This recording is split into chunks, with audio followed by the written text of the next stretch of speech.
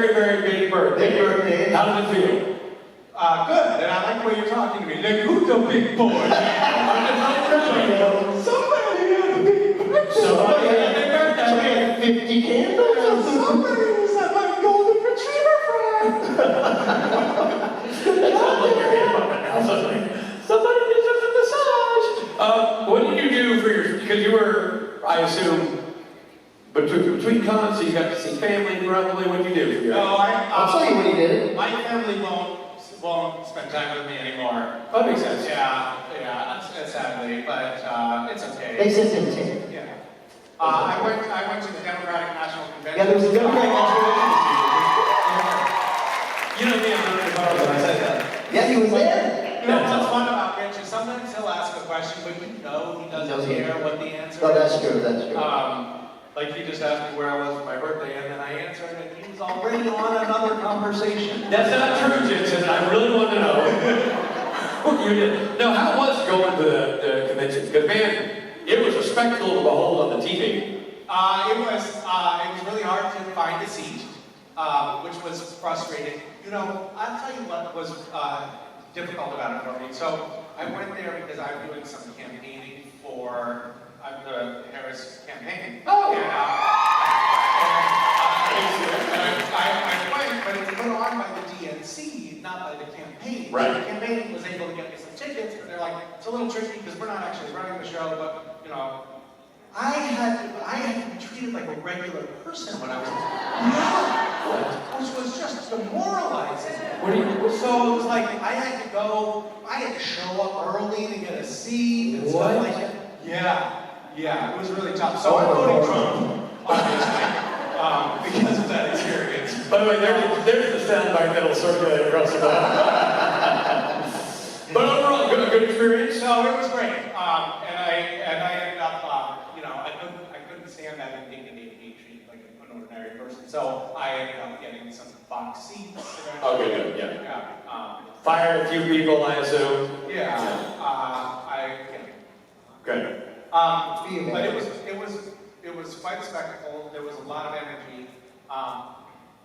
This is a non-partisan little download for you. So those of you who don't want to hear about this garbage, I don't know what you just said, but I agree. I had been doing some stuff with the Biden campaign, and the difference between the Biden and the Harris, the energy between those two campaigns is just like, we're in a different world. There's a lot of, the room was just filled with energy, and people were really excited. When I went to the Biden Obama fundraiser in Los Angeles, where George Clooney was hosting, the man would subsequently say, hey, Biden maybe drop out of the race. Yeah. That event was about feeling real. It was Really? like really kind of sad and depressing. And like, oh, this is just, the energy is not here. This felt like celebratory. And also I love the messaging about being like inclusive. And I thought it was fantastic. actually, to me, it feels like a kind of a cool moment in American politics. Like whatever side of the spectrum you're on, it feels like now there's been an invitation, kind of from both sides, like maybe we can talk to each other again and actually have a conversation. And whatever one's political persuasion, I love the idea of us all being in one country and being able to actually have conversations with one another. I agree. Across the line. And that feels like it's a possibility right now, which is, that to me feels exciting. Well, that's awesome. Let's fan the flames of that progress. Thank you, buddy. Misha, everybody. Hi, everyone.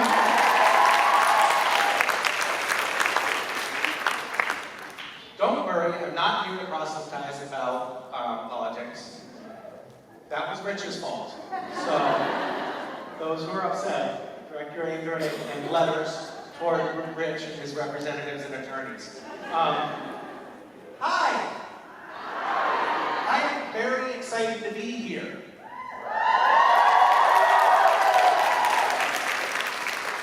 I don't know how many of you know this, probably none, but these are my people. I went from Chicago to Baltimore to visit my grandmother just for a few hours yesterday, and then flew here.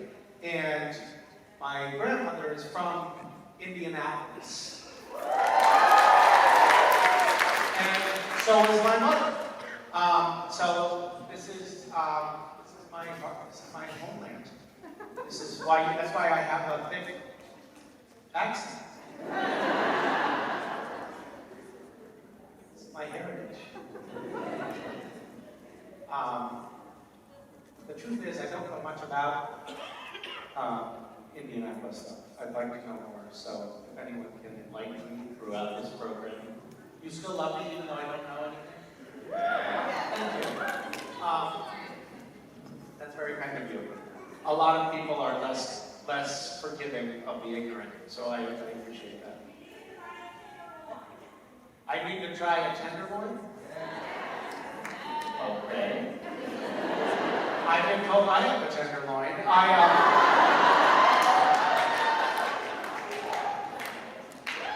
Where can I try a tenderloin? At the fair? Okay. At the state fair? Is that happening right now? Thanks for some of the great tips. That's been good.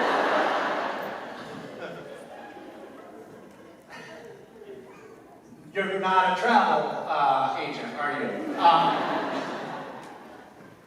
Okay, enough of my antics. What should we talk about? You.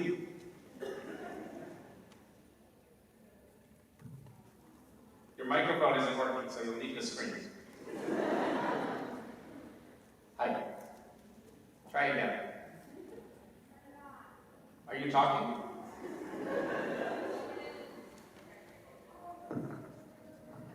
Okay, there we go. Hi. Hi. So this was kind of a joke in the beginning, but now it's kind of true. So my question for you is, why are you so terrified? You genuinely terrified. What? I'm sorry.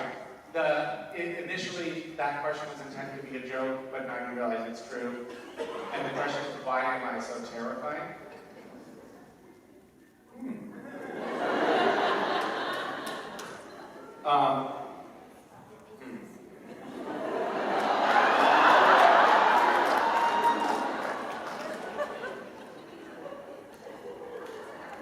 When you say that, what the fuck do you mean?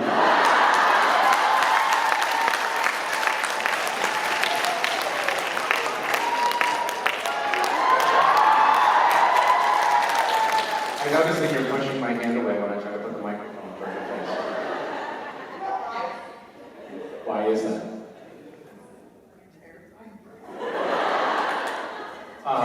What is it? Can you break this down a little bit for me? What is it about me that you find terrifying? She's pushing my hand away.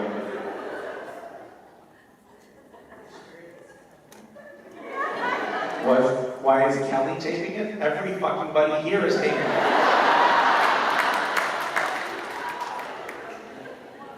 Still pushing my hand away. It's hard to have a conversation if you keep pushing me away. I'm trying to bridge this divide here.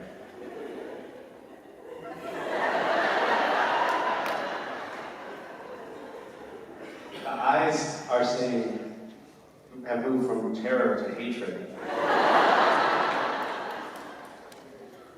Okay. Well, I feel like you're not going to talk. Okay. Well, I'll talk. Would it be better if I guessed like what it is that's terrifying? Do you associate me with the character that I played on Supernatural? Okay. Don't say it like that because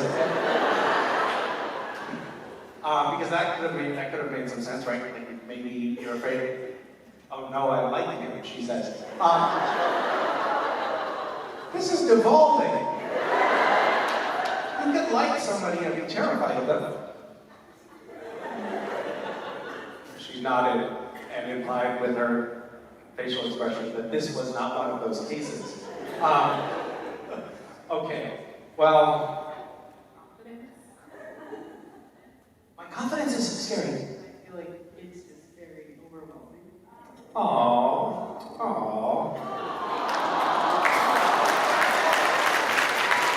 actually a sweet thing to say. Although what you didn't hear when we hugged was what I heard in my ear, which was, "Why are we touching?"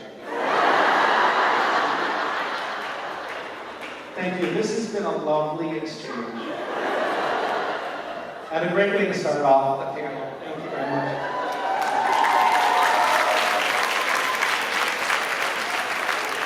That went well, I think. Okay, your turn. My question is, I assume that you did a ton of traveling this summer. Is there anything special from being overseas that just sticks in your mind that you want to share? Well, I have been traveling a lot, and some of it has been quite extraordinary. I went to Scandinavia for the first time, and Norway is absolutely spectacular. It's so beautiful. That was really cool to see. I was going to go to the Amazon River Basin with my kids and Alex Calvert, and I ended up going to Washington State instead. But Alex went in my stead with some of the executives of this organization that I raised some money for in the past, and Alex and I are raising money for the community that he went and visited there. And so you asked where I've been that's really cool, and I'm answering about somewhere I didn't go. It's really cool. But I've never been to the Amazon River, and I very much want to go. And Alex went and had an amazing time there. And we're both raising money for the Manduraku indigenous people there. And it's a super worthy cause, so check out Alex's Instagram. You can see what it is that we're raising money for. Yeah, that's awesome. I did see him post some pictures, but I didn't realize what it was. Yeah, poke around. It's worth poking around on. And thanks for asking. Hi. Oh, hi. You're up. Hi. Sorry. There were people in front of me. So what's your favorite memory, like familial or just in general?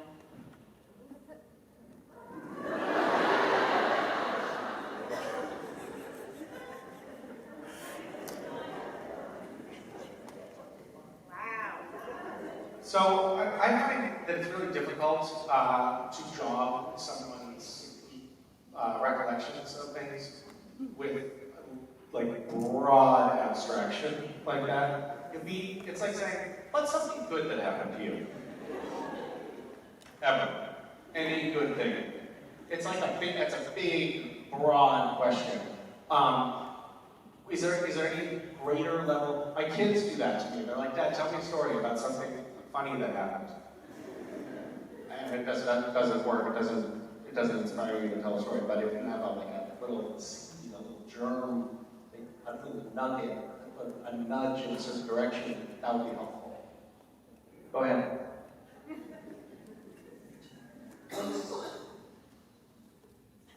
With Yeah. your family. What's what? What's your favorite memory with your family? Or is that too broad still? With my family?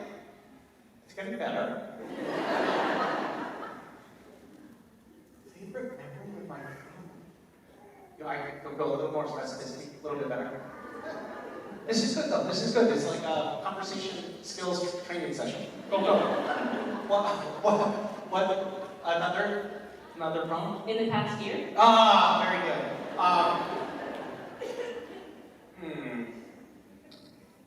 Well, let's see.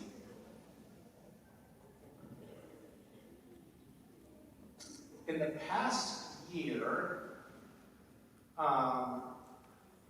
my kids have, I think, increased the frequency with which they are trying to sabotage me.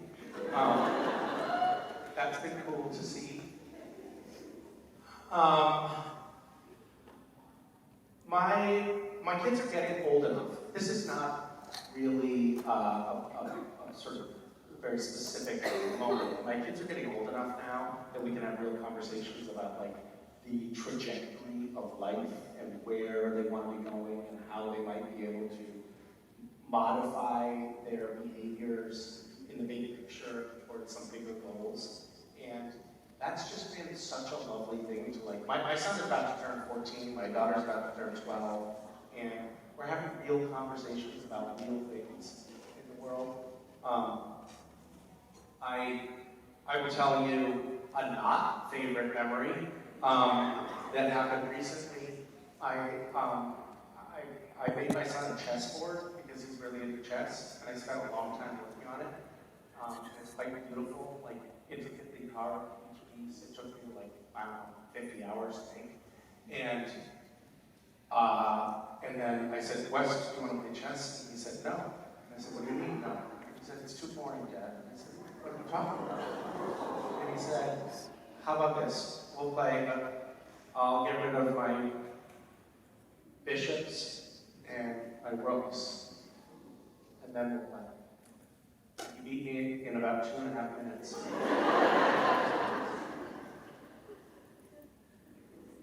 So, actually, it's funny, you asked me about a positive thing, and it jogged the memory of something actually quite traumatic. So thanks for that. It was my birthday. Thank you. This is a more recent memory, and it's more positive. My son was delighted to find out that he wasn't going to actually see me on my birthday, because he was like, oh, we're not going to see you on your birthday? Oh, and he tried to look like he was sad. And I was like, why are you smiling? He was like, well, because that gives me more chance to figure out, try a birthday present for you. But my daughter, my thoughtful daughter, had already made me a birthday present, which she said took her 12 hours to make. And it is, she started with mud, she made a ball out of mud, and then she just polished it for 12 hours with her hands. Really? I got a shiny mud ball for my 50th birthday.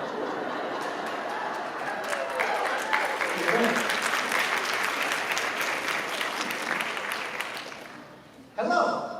Hi, Misha. How are you? I'm good, how are you? Thanks. Thank you for all the wonderful things you do to make the world a better place, first of all. Thank you for your charity. Okay, so I'm hoping for either best dad joke or that's too on the nose, the song that you can't get out of your head currently. Well, the song that has been getting stuck in my head has been Shake It Off. And it's because my family, yeah, whatever. It's been plaguing me, and it's not good.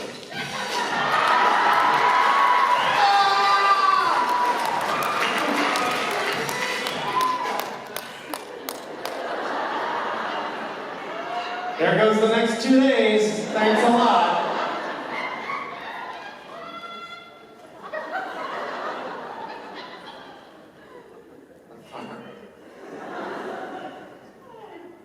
What was the other question?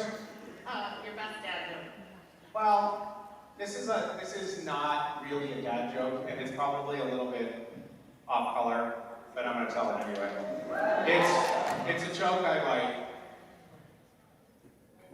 I'm sorry if anyone finds this offensive. Although not really, I guess. So this guy opens his front door and he sees a snail on the stoop, and he picks it up and throws it in the lawn. 2 years later, he hears a knock at the door. He opens the door, and it's the same snail. And the snail says, "Hey, what's that all about?"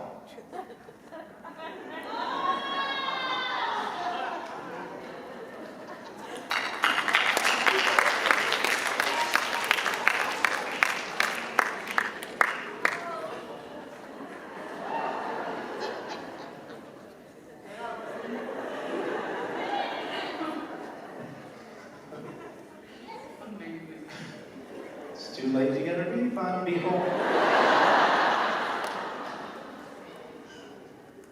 Hello. Hi. I want to say happy late birthday. Thank you very much. My first was, if you could pick any other character besides Castiel, like, who would you want to be?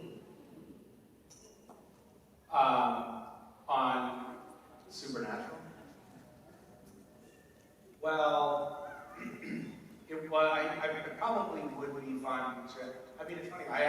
played a lot of the characters that I would want to play, like Lucifer and God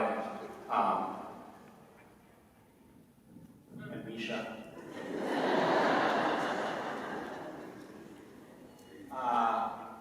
I would say this, I would like to have played the human version of Cass for a lot longer, because I thought that there was a lot more we could have done with that, and it could have been really fun to explore that whole world. I haven't spent a lot of time wishing that I could play a different character, like from the cast. Like, I mean, I guess it would be fun to play, you know, Sam, but it's also a little bit, you know, like, I guess it would be kind of easy, like you just go, hey, I'm Sam. Hello, everybody. I'm Sam.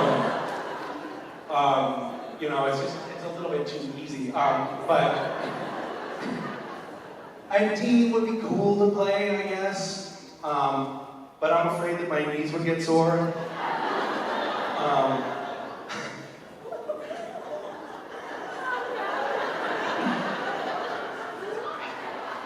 We took this photo, I think it was like a Halloween one year. We took this photo where we each dressed as the other. And Jared was in the Castiel coat and tie and stuff. And for the photo, he sat on his knees. And I did the bow-legged Jensen. I can't remember what Jensen did for Jared. But it was pretty funny. We spent a lot of time mocking each other. And boy, they make it easy. Anyway, thanks. Hi. Hi. If I say you terrify me too, will you come over here? No, you're exuding too much confidence. I'm sorry. Aww. What was the best prank you ever played on someone besides the pennies? What would be the best prank I ever played on someone besides pennies? I would say I don't know. That's a really good question. A bunch of things are coming to mind. I played really great pranks on my mom, and really caused her a lot of trauma. Well, I was 12. I went downstairs on April Fool's, and I took anything that could be considered slightly valuable, like the VCR, and the TV, and the radio, and I hid them. We lived in this apartment building, and I hid them under the fire escape. And I dumped over the chairs, and I took out the desk drawers, and I dumped them out, and anyway, then I went back to bed. And I woke up to this beautiful sound, which was my mother screaming from downstairs, "We've been robbed!" It was so sweet. But I did a bunch of things to her that I ultimately was, like, looking back, I think, oh, wow, how lucky that she didn't actually have heart failure. I did a nice prank on I wasn't pranking so much as just like a way of life with the kids when they were littler, because they believe in things, you know, they believe in fairies, and they believe in Santa, and they believe in whatever the hell you tell them. And so how could you not take advantage of that? And the kids would like go explore. We had this little crawl space attic in this old house. It was like a 100-year-old house. It was like this little crawl space attic. And the kids would go in there with flashlights, and they would find like old letters written by pirates. And it turns out all you have to do is like burn the edge of a piece of paper and like dip it in tea, and it really looks old.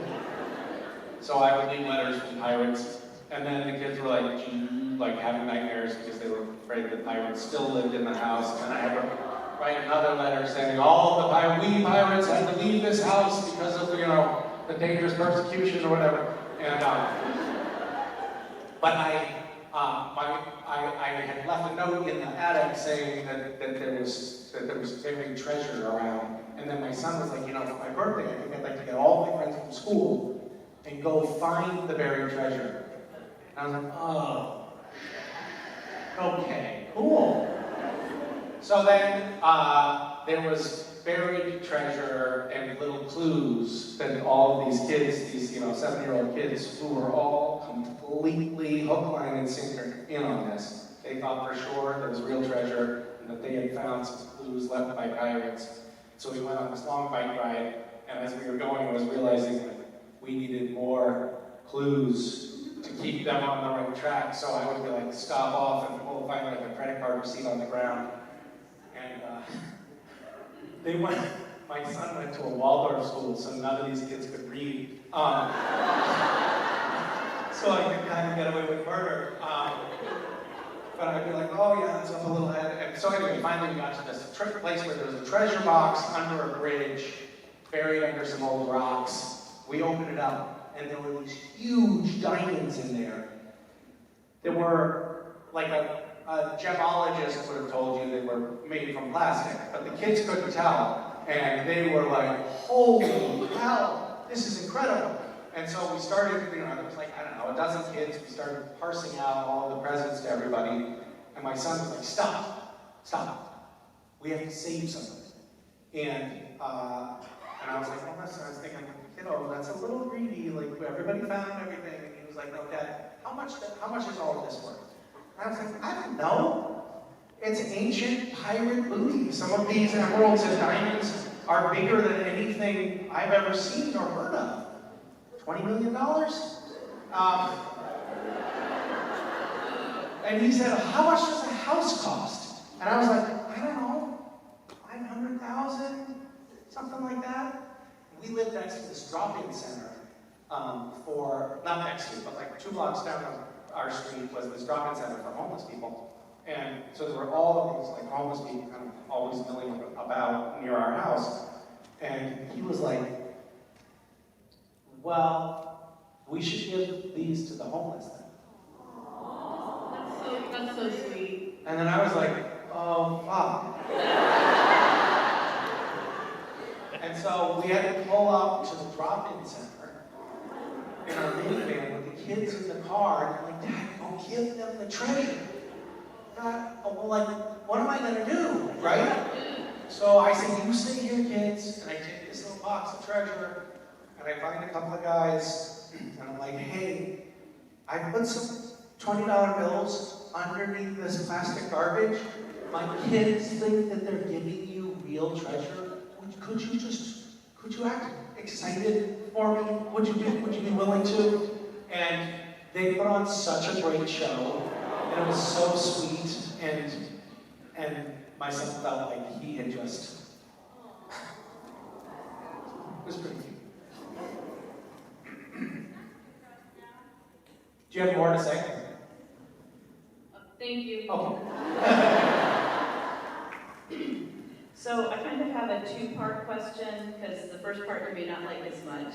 Okay. But let's get it over with. That's a good idea. The first part is, how much do you hate when people ask you just to say ass butt all the time? I would say it's like, like on a scale of 1 to 10, 10 being like I hate it the most, I'd say like 11. The other part of my question is how much fun and what were the most fun things that you did, not actually filming, but just hanging out with all the cast and the family that you had on set? We had a lot of fun. I mean, somebody asked me a similar question recently, and I think that the thing that I miss most about working on Supernatural was that fun and camaraderie and the laughing and the countless and that's an expensive process. They have to develop, the film. They have to put it on a plane. As soon as we finish shooting, they get that film on a plane, they fly it to Los Angeles, they develop it overnight so that the producers can watch it the very next morning. It's like this incredibly expensive, incredibly time-consuming process.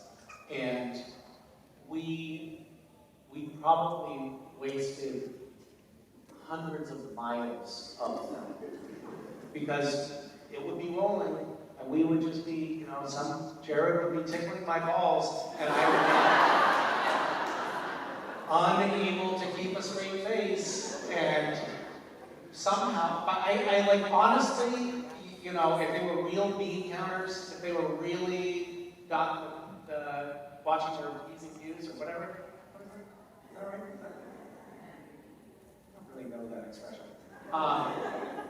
Warner Brothers probably could have sued us for millions of dollars in overtime and wasted money on film because we were just laughing a lot. Personally, they moved to digital in season 5, and so it didn't cost as much. It was just the overtime. But we, my God, we did not care.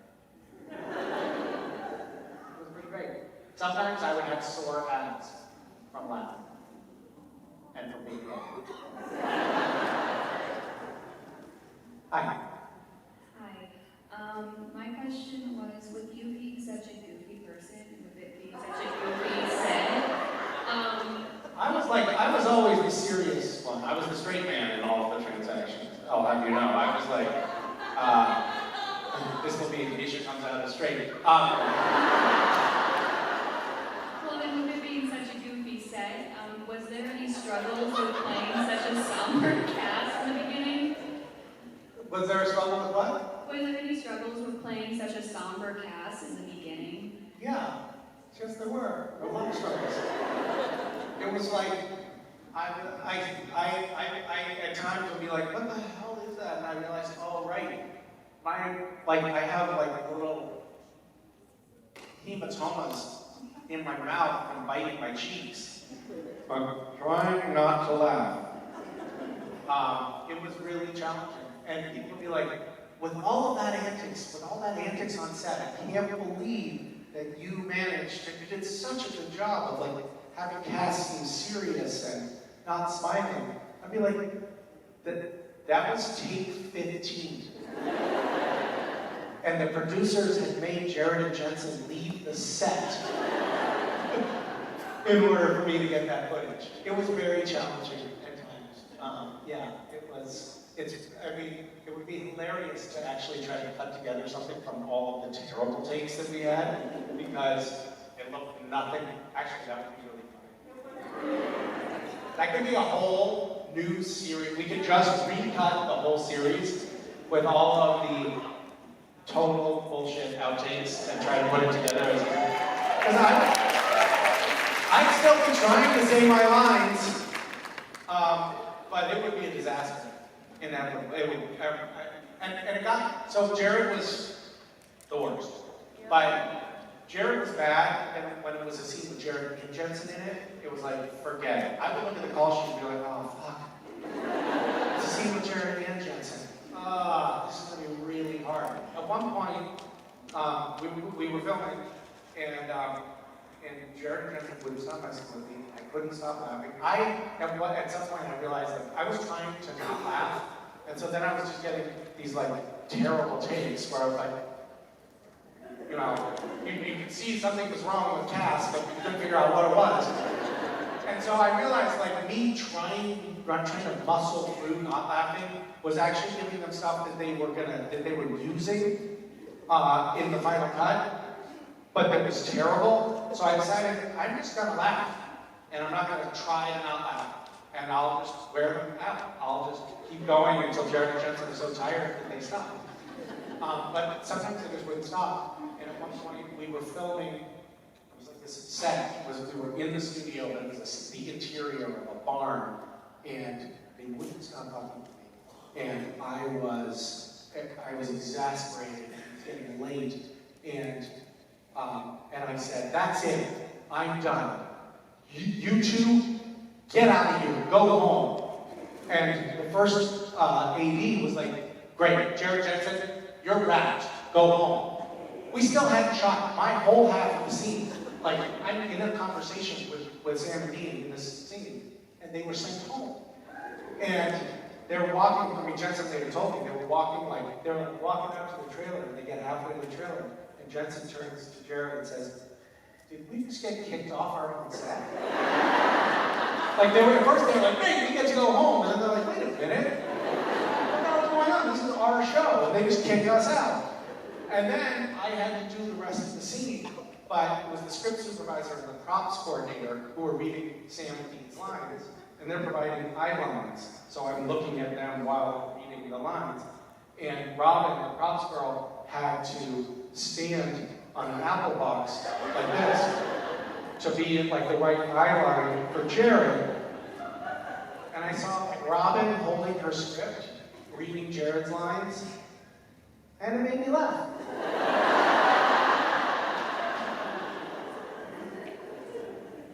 Thank you so much. Thank you. Hi. Hi, I'm Riley. How are you doing? I'm well, thank you. I was wondering if there was a scene that you guys filmed with anybody that you wished made it into a show that didn't.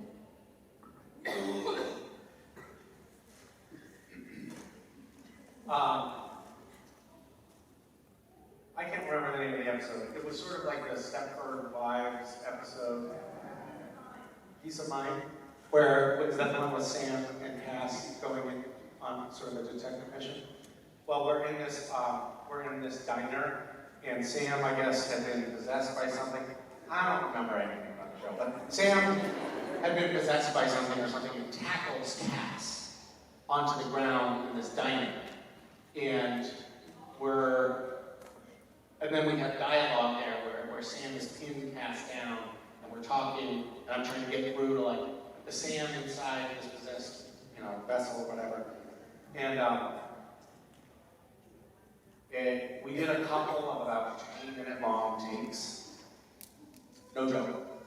Like 20 minutes of Jared making the most lewd, sexually suggestive,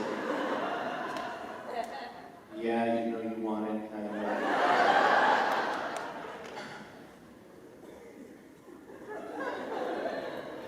It was so funny that the cameraman, it was a handheld scene. Usually when you do fight scenes, we go handhelds, which means it's not like on a dolly or a steady cam, but it's a little bit, it's a little jerky. It's a little bit like the camera moves around a little bit more shakily, and the camera is bouncing. I was laughing so hard. And the producer, Phil Screesha was the producer-director, but he was directing that episode. And he let the takes go for 20 minutes. He could have yelled cut and gotten me out from under this beast, but he just let it go. And Phil was the one that cut all of the blooper reels. And Phil said, there's absolute, that will be its own box set blooper reel right there. It's the funniest thing that's ever happened on set. And it was unbelievably funny. And I talked to Phil like a few weeks later, and I was like, Phil, I cannot wait to see what we cut together from that. And he said, I watched it again, and I have to say, it made me laugh so hard that tears were coming down my face. But I had to make the call to delete it. Because we would all be canceled. So I kind of wish that made it in. Yeah. What?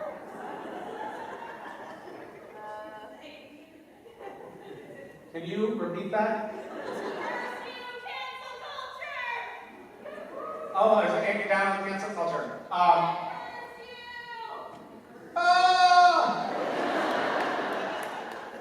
You sounded like Oprah when she said joy. Well, there are worse things, but I would like to see that someday. Maybe Phil was lying. I don't think he really deleted it. I think he watches it every night.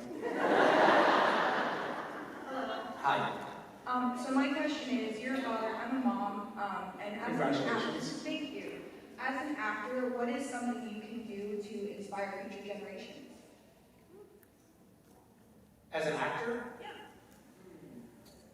I don't know what I could do as an actor per se. But I do think about how to help nudge my kids in the right direction a lot. I spend a lot of time thinking about that. Yeah. I have noticed that telling them what to do isn't as effective as it sounds. I have begun to realize that it's more about trying to set a good example than anything. And in order to set a good example, you have to be in a pretty good headspace. So I've noticed that kids are a pretty good barometer of my own emotional and mental health. Like if I'm a distracted mess, or if I'm stressed out, or if I'm too busy, my kids are little assholes. And if I'm actually present and engaged and being thoughtful, they're almost always a delight to be around. It's this interesting feedback loop. I think that parenting is a total two-way street. You know? I think it's like it's an opportunity to slow down and figure out what's important to yourself, and that's also when you're a good parent. I'm very, very grateful to be one. I'll tell you that much. Yeah. Thank you so much. Thank you.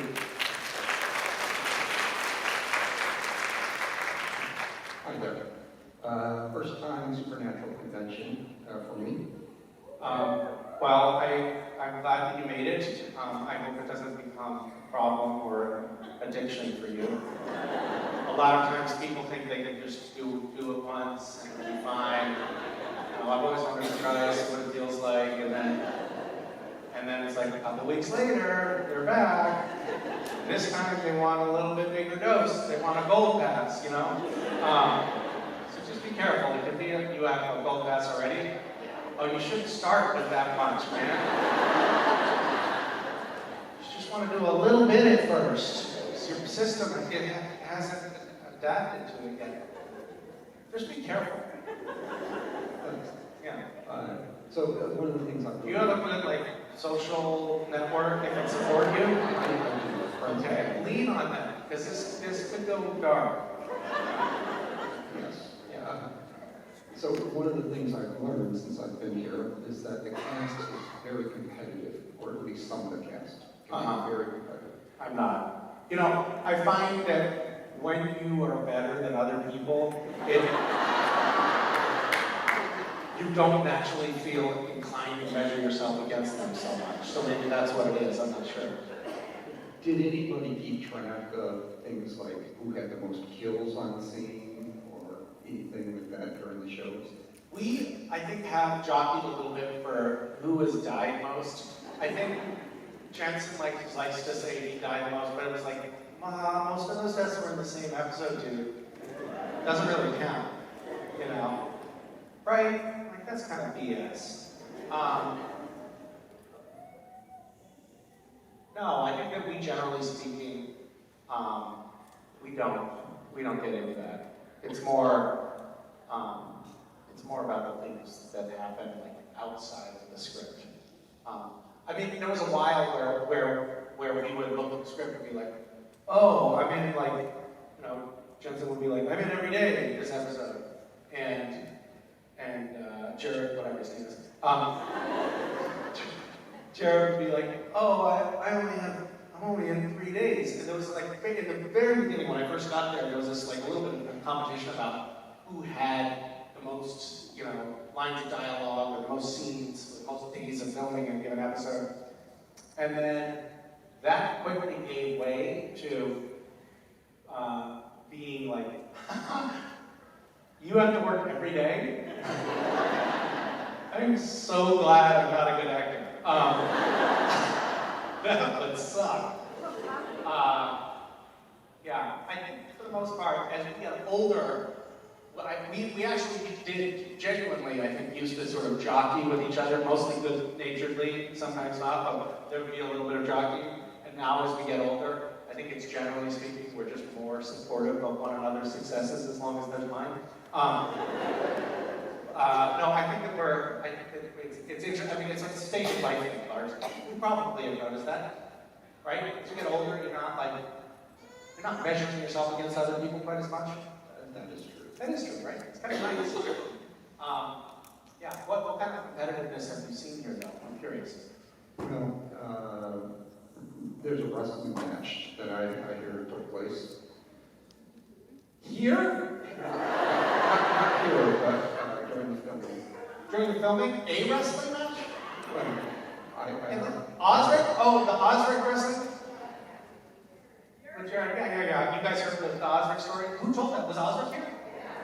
He tells that story? That arrogant son of a bitch. We called him Master Chow for the longest time after that. He was like a little spider monkey, and it was such an awesome scene. I mean, I don't know how Osric told the story, but Jared walked into the room, and he had a couple of drinks, and he's like this hulking specimen, and don't ever tell him I said that, by the way.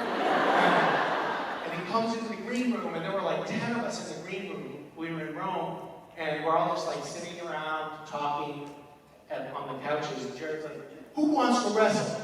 And we all knew to be like, no, not me, no, not interested in wrestling. And Osric was just like, I will. And it was literally less than 60 seconds later that Jared had a broken shoulder.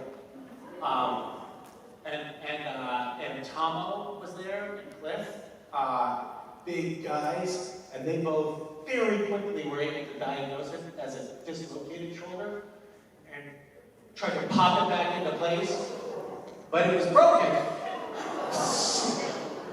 That was not the right thing to do.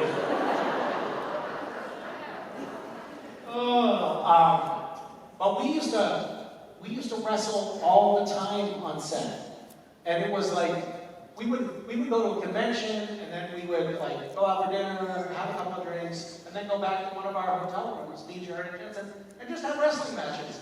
And then we'd like show up Monday morning, and like, Jared would have rug burn on his face, and I'd be unable to operate my elbow. And it was just like a normal, totally idiotic thing. Also something that you don't do, I've noticed, after 50. Yeah. Anyway, thanks for bringing that up. Hi, Misha. Hi, how are you? I'm fine. How are you? Excellent. First, I have to thank you. I'm here with Jordan, who was terrified of you, so now I have to deal with that emotional trauma. So, Oh. thank you. Sorry. I'm sorry about that. I actually do feel bad about that. I didn't think about the ripple effect of that. I thought I was just damaging one person, but of course. I appreciate that. So you talk a lot about how much the boys mess with you on set and endless torture. But I'm curious if there were any notable scenes when the material or the performance was actually too serious or too sincere that did not happen. That stands out. Well, my last scene on Supernatural, nobody was fucking with me. And it was really nice that there were certainly several times over the run of the show where we would be dialing with one another enough to notice when someone was really making an effort in giving scene. I remember there were moments all throughout. I mean, even in the last episode of season 5, there's this very emotional sort of finale scene in that episode, and everybody was giving it the space that it needed. It was right on the heels of Hey Aspa, so it could have gone awry, but I think that we were attentive enough around those things to give one another the space that we needed to actually show up. Most of the time, it wasn't like we weren't drawing from deep wells of emotion, but whenever one of us did have to tap into that, the rest of us would actually give the appropriate care and attention. We were not, we would kind of make fun of guest stars who were method actors. You would hear people like doing vocal exercises in the trailers, and we'd be like, come on, put our ears up to the door and mock them. That's the kind of people we were. And, but, yeah, so there wasn't a lot of that kind of actorish energy on set. But in my final scene, which was like a very emotional, tearful goodbye, which also happened to be my last, it was the last scene at the end of a long week of filming. It was Cass's goodbye. It was my last scene after working on the show for 12 years. So I was saying goodbye to the cast and crew, as well as Cass saying goodbye to Indy. And I needed to like really focus and get into an emotional cocoon. And I went off into a corner of the studio. The studio is like this huge, it's almost like a giant airplane hangar. It's very high ceilings, very dark, lots of curtains, big tall black curtains that are sort of cordoning off sections. And I just found this like dark, unlit corner with a little folding chair in the back recesses of the stage, and I just sort of sat there. And there's a third assistant AD whose job it is just to get an actor from wherever the hell they wandered off to back to set at the right time. It's their whole job. And it's an awful job because actors are really difficult to wrangle. And Rob Hader, who was our stunt coordinator, saw me off in the corner there, and we had a new young third assistant AD who was like going to go give me an update on like how many minutes I had before going to set, and he just like stood there and just blocked her, and nobody does that. It's actually a violation of union rules because everybody's in like a different union for their job, and nobody can do anyone else's job.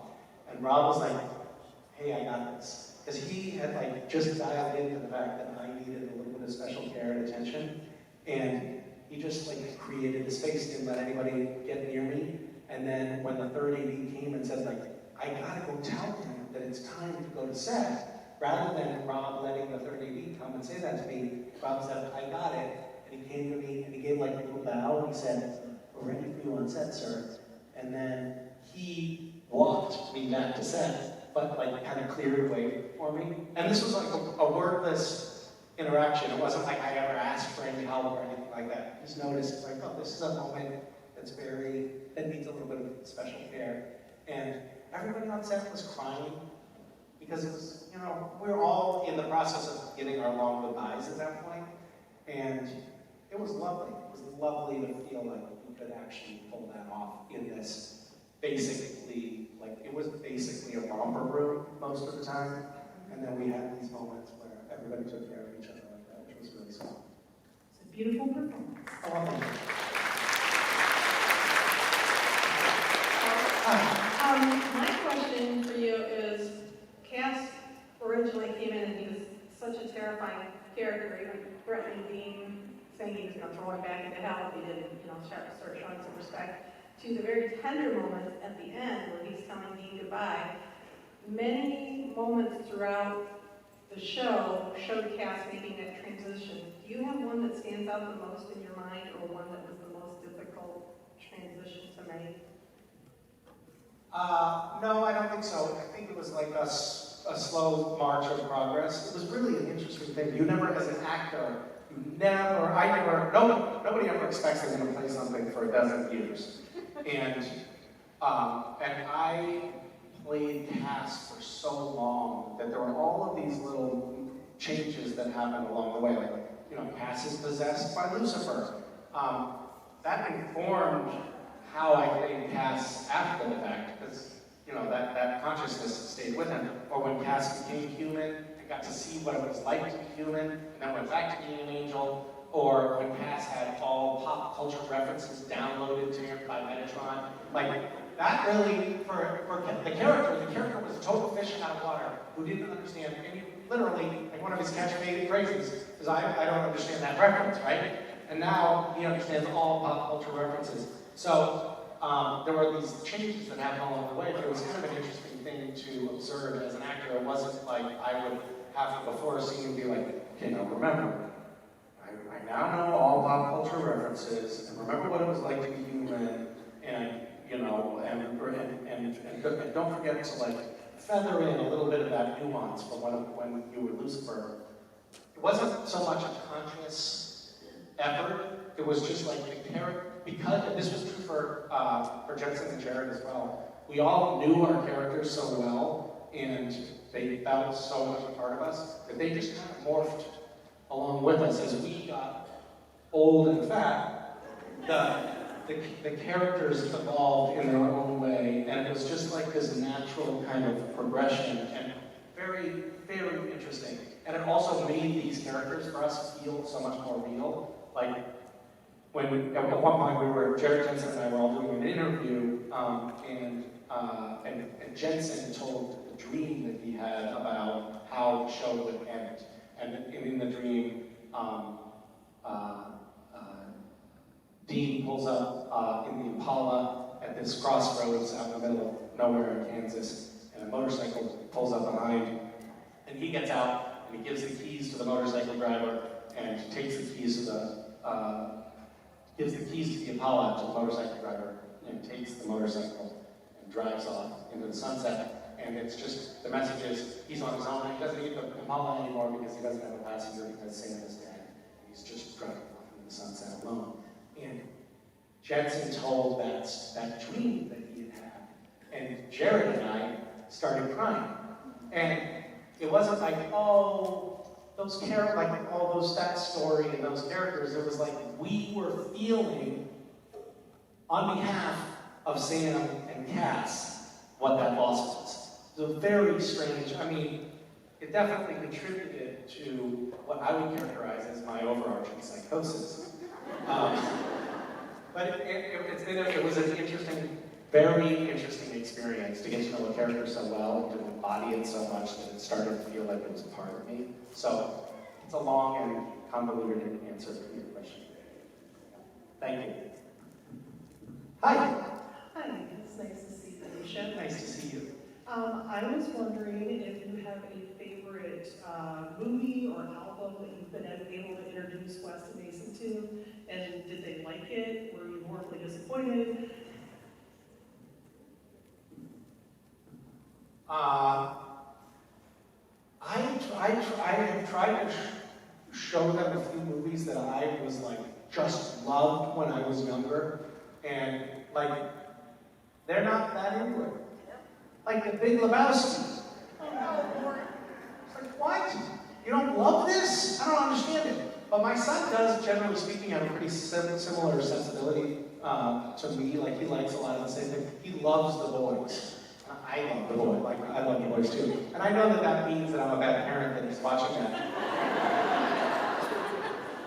How many of you have seen The Boys?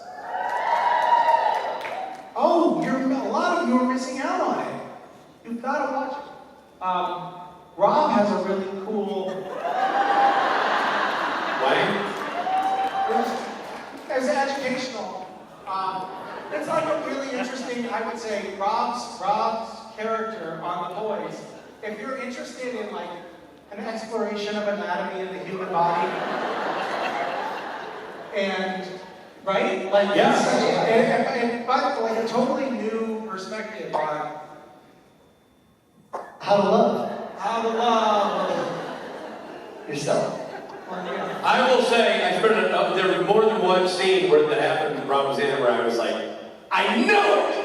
You know, just reveal things about Rob and I suspected him for a while. Yeah. You know what I mean? Rich thinks that it was actually me. He didn't realize, he thought it was a reality show. He didn't realize it was scripted television. Your TV, you're moving, you're talking, you're You said earlier in our whatever this is, that was your bottom. Your actual bottom? No, it wasn't my bottom. It was all okay, well then who's lying down? Right. Yeah, I'm just playing on the fact that you said I knew that about Rob. I knew it. Yeah. It was more a character that I was playing. Okay. But you studied Shakespeare. But I said Shakespeare. I did. And yet here I am. Misha, how was your time with the good people of Indy? Good. I think it was pretty good. I think I caused a little bit of trauma early on. How so? I pushed it a little bit too far. Someone said that they were scared and didn't feel comfortable, and then I just made it worse. And I don't think that's what you're supposed to do in those situations. What were they scared of? I kind of panicked. I panicked. Well, I mean, that's your excuse. I mean, but what were they scared of? Me. And then how did you lean into that? Go run towards them, or how did you? Man, I was not here, and I did that. Yeah, that was wrong. That was just wrong. Yeah. But it was all uphill from there, I assume. Yeah, after that, people were, generally speaking, relieved that I didn't terrorize them, and so... Well, there you go. There you go. You created a false bottom. Much like Rob's false bottom.